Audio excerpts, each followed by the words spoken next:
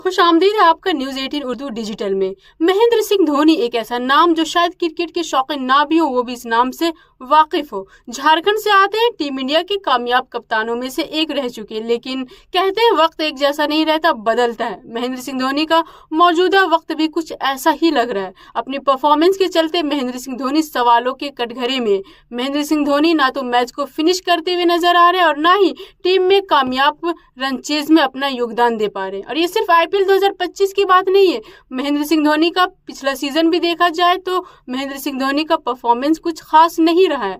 CSK की तरफ से आईपीएल खेलते हैं। जी हाँ, महेंद्र सिंह धोनी चेन्नई सुपर किंग्स की तरफ से आईपीएल खेलते हैं। अब साबिक क्रिकेटर मनोज तिवारी ने बातों ही बातों में महेंद्र सिंह धोनी को अपने निशाने पर लिया है। जी हाँ, महेंद्र सिंह धोनी को लेकर मनोज तिवारी ने एक बड़ा बयान दिया है। महेंद्र सिंह धोनी को लेकर मनोज तिवारी ने कहा कि महेंद्र सिंह धोनी सीएसके यानी कि चेन्नई सुपर किंग्स के साथ खिलवाड़ कर रहे हैं। जी हाँ, डोमेस्टिक क्रिकेट में बंगाल की तरफ से खेलने वाले ये वही मनोज तिवारी है जिन्होंने पिछले वक्त में महेंद्र सिंह धोनी पर खुद के करियर को तबाह करने जैसा बड़ा इल्जाम लगाया था। अब फिर से एक बार मनोज तिवारी ने महेंद्र सिंह धोनी को अपने निशाने पर लिया और कहा है कि महेंद्र सिंह धोनी को आईपीएल 2023 में ही रिटायरमेंट ले लेना चाहिए था, जब चेन्नई सुपर किंग्स ने खिताब जीता था।